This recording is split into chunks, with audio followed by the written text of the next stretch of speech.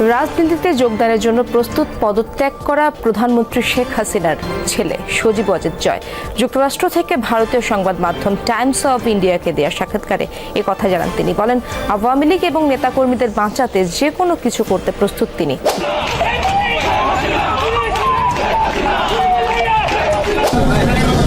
My message for the youth is that vote for the government that has developed this country, that has transformed this country. The last 10 years, the world has recognized as a miracle. No one expected Bangladesh to grow this fast.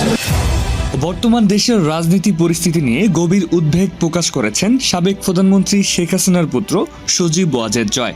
গতকাল রাইটার্সকে দেওয়া এক তথ্য মতে উঠে এসেছে, ট্রাম্পের বিজয়ের পর এবার সাক্ষাৎ করেছেন সজীব ওয়াজেদ জয়। বাংলাদেশের রাজনীতি উপস্থাপনকালে ট্রাম্প জানিয়েছেন, নির্বাচনকালে কোনো দলকে নিষিদ্ধ করার নয়, বরং সুশৃঙ্খল পরিবেশের মধ্য দিয়ে যাতে সবাই অংশগ্রহণ করতে পারে সেদিকে নজর রাখতে হবে। যার পরিপ্রেক্ষিতে যুক্তরাষ্ট্রের রাজপথে আওয়ামী লীগের মহাসমাবেশ অনুষ্ঠিত হয়েছে এবং সেই সাথে ডক্টর ইউনূসের পদত্যাগের ডাক দিয়েছেন উক্ত সংগঠনটি।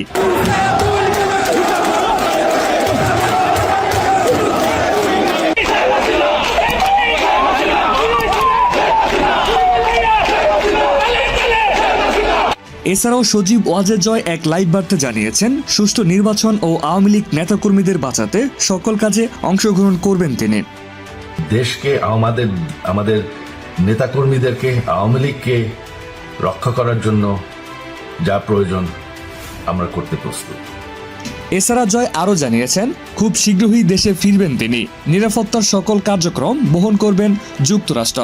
এদিকে ডক্টর ইউনূস আন্তর্জাতিক গণমাধ্যম আল জাজিরায় এক সাক্ষাৎকারে অন্তর্বর্তীকালীন সরকারের মেয়াদ নিয়ে কথা বলেছেন। কি বলেছেন সেখানে বিস্তারিত জানুন ভিডিওতে। ডক্টর ইউনূস আল জাজিরায় আন্তর্জাতিক গণমাধ্যম আল জাজিরায় একটি সাক্ষাৎকার দিয়েছেন।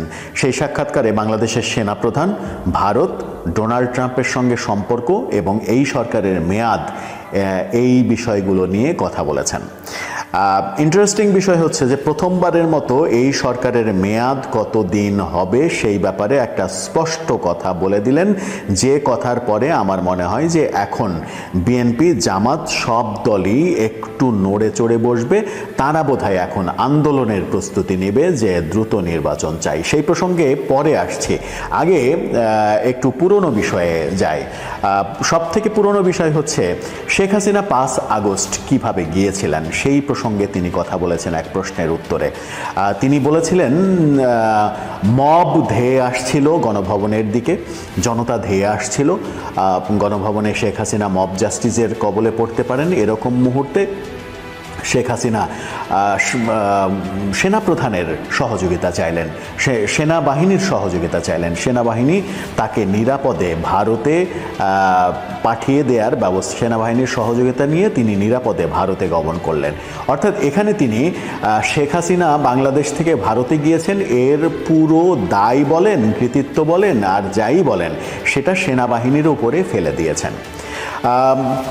তিনি এই কথা কেন বললেন? সেনাবাহিনী কিংবা সেনাপ্রধানকে বিতর্কিত করার কেন চেষ্টা করলেন? মজার ব্যাপার হচ্ছে, সেনাপ্রধান তার কিছুদিন আগে একটা ইউটিউব চ্যানেল নাগরিক টিভি, সেই নাগরিক টিভিতে সাক্ষাৎকারে বলেছিলেন যে শেখ হাসিনা যে ভারতে চলে যাচ্ছেন, তিনি ফ্লাই করেছেন, সেই ব্যাপারে তিনি কিছুই জানতেন না। তার স্পষ্ট অবস্থান হচ্ছে শেখ হাসিনার ভারত যাওয়া সম্পর্কে তিনি কিছুই জানতেন না। আর প্রধান উপদেষ্টা এবার আল জাজিরার সঙ্গে সাক্ষাৎকারে জানিয়ে দিলেন স্পষ্ট করে যে সেনাবাহিনী এবং সেনাপ্রধানের সহযোগিতাতেই শেখ হাসিনা ভারতে গিয়েছেন। দ্বিমুখী অবস্থায় চলে গেল।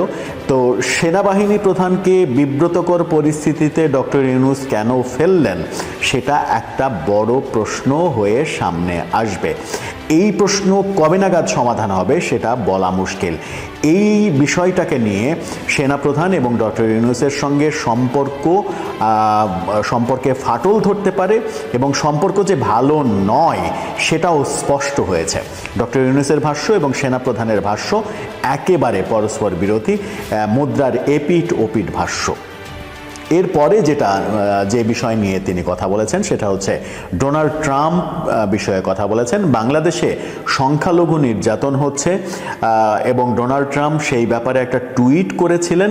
সেই টুইট নিয়ে তিনি যেটা বলার চেষ্টা করেছেন সেটা হচ্ছে যে এটা অপপ্রচার, এটা ডোনাল্ড ট্রাম্পকে ভুল বোঝানো হয়েছে, ভুল বুঝিয়ে বাংলাদেশ সম্পর্কে একটা অপপ্রচার করা হয়েছে এবং এই কাজটা করেছে ভারত এই কাজটা ডোনাল্ড ট্রাম্পকে দিয়ে করেছি এই কথা বলে তিনি আবার ভারতের সঙ্গে সম্পর্ক আরও বেশি তিক্ত করলেন কিনা সেটাও একটা বড় প্রশ্ন। ভারতের সঙ্গে সম্পর্কের অবস্থায় যখন আমরা দেখছি, সম্পর্কের ভাটা অবস্থায় যখন দেখছি ভারত থেকে চাল আসছে, ভারত থেকে আলু আসছে, পেঁয়াজ আসছে, ঠিক সেই মুহূর্তে আবার ভারতের সঙ্গে সম্পর্ক নষ্ট করার কথা হলো কিনা সেটা কিন্তু ভেবে দেখার মতো। ডোনাল্ড ট্রাম্প সম্পর্কে আরেকটা কথা, গুরুত্বপূর্ণ কথা বলেছেন, যেটা অনেক গবেষক হয়তো এই কথাটা নিয়ে গবেষণা শুরু করবেন। সেটা হচ্ছে ডোনাল্ড ট্রাম্পের সঙ্গে ডক্টর ইউনূসের কখনো কথা হয়নি, জীবনে কখনো কথা হয়নি, কিন্তু রিপাবলিকান দলে তার অনেক বন্ধু আছে, এই কথা তিনি বলেছেন। ডোনাল্ড ট্রাম্প কিংবা তার দলে বন্ধু খুঁজছেন কেন, বন্ধু তার প্রয়োজন হলো কেন, এই প্রশ্ন কিন্তু প্রাসঙ্গিকভাবে এসেই যায়। ডেমোক্র্যাটদের সঙ্গে তার বন্ধুত্ব, তার মানে হচ্ছে রিপাবলিকানদের সঙ্গেও বন্ধুত্ব থাকতে হবে, তাকে বন্ধু খুঁজতে হবে সেই দলে কেন? তার মানে কি হচ্ছে ডেমোক্র্যাটদের বন্ধুত্বের সুযোগেই বাংলাদেশে এতটা শক্তিশালী অবস্থানে ডক্টর ইউনূস সরকার রয়েছে যে বন্ধুত্বে ভাটা পড়ার কারণে ডোনাল্ড ট্রাম্পের সময়ে যে আলোচনাটা হচ্ছে সম্পর্কে ভাটা পড়তে পারে, আমেরিকার তির্যক দৃষ্টি আসতে পারে, সেই প্রসঙ্গেই কি তিনি মূলত ট্রাম্পের দলে বন্ধু খুঁজতে শুরু করলেন? সেটা কিন্তু একটা ইন্টারেস্টিং আলোচনা হতে পারবে। এখন আসা যাক শেষ প্রসঙ্গে, সেটা হচ্ছে এই সরকারের মেয়াদ কতদিন হবে। এই প্রশ্নের উত্তরে বলেছেন যে সরকার যে সংস্কার কাজ হাতে নিয়েছে সেই সংস্কার কাজ শেষ হতেই তার 4 বছর সময় লাগবে। স্পষ্ট করে এই প্রথমবারের মতো ডক্টর ইউনূস সরকারের কেউ সরাসরি তিনিই বলে দিলেন যে সংস্কার কাজ শেষ হতে 4 বছর সময় লাগবে।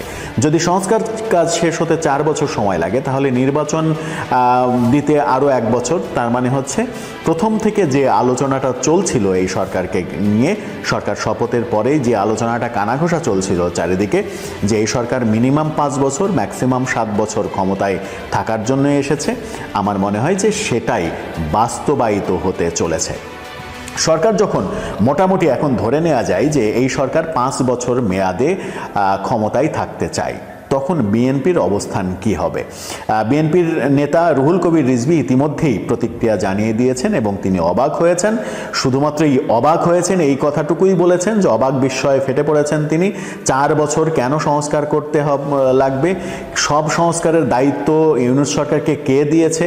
সংস্কারের দায়িত্ব মূলত রাজনৈতিক সরকারের, নির্বাচনী এই সরকারের মূল কাজ, এই কথাগুলো তিনি কিন্তু বলেছেন। এই কথাগুলো আরও বাড়বে এবং বিএনপি জামাতের অবস্থান এরপরে স্পষ্ট হবে তারা কোন দিকে যাচ্ছে। এই যে 5 বছর ক্ষমতায় থাকবে, এই 5 বছরে সব থেকে ক্ষতিগ্রস্ত হবে কোন দল? দর্শক, আপনার কি মনে হয়?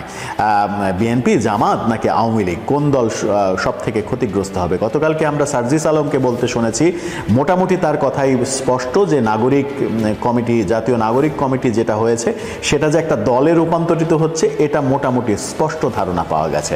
অর্থাৎ ডক্টর ইউনূস সরকারের শেল্টারেই একটা নতুন দল তৈরি হচ্ছে, যে দল তৈরি হয়ে তার অবস্থান একেবারে পাকাপোক্ত না হওয়া পর্যন্ত সরকার যে নির্বাচনের দিকে যাবে না, এটা আগে থেকেই বিভিন্নজন বিভিন্নভাবে বলছিলেন।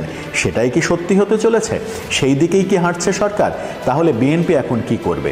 5 বছর যদি এই সরকার ক্ষমতায় থাকে তাহলে 5 বছরে আওয়ামী লীগের যত অপকর্ম, আওয়ামী লীগের যত ভুল, সেগুলো কি যারা ভুল মনে করত,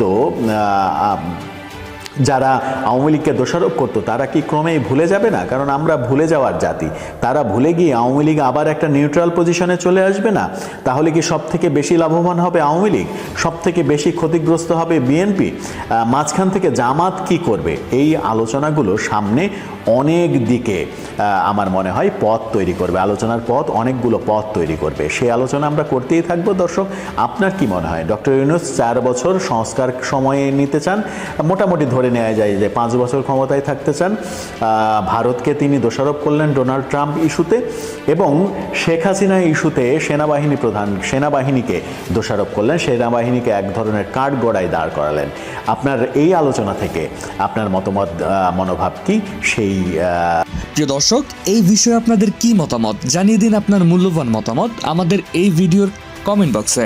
এছাড়া আমাদের এই ভিডিওটি যদি আপনাদের ভালো লাগে তাহলে আমাদের এই ভিডিওতে একটি লাইক করে আমাদের চ্যানেলটিকে সাবস্ক্রাইব করে আমাদের পাশেই থাকুন। ধন্যবাদ আপনাকে সম্পূর্ণ নিউজটি এখন অবধি দেখার জন্য।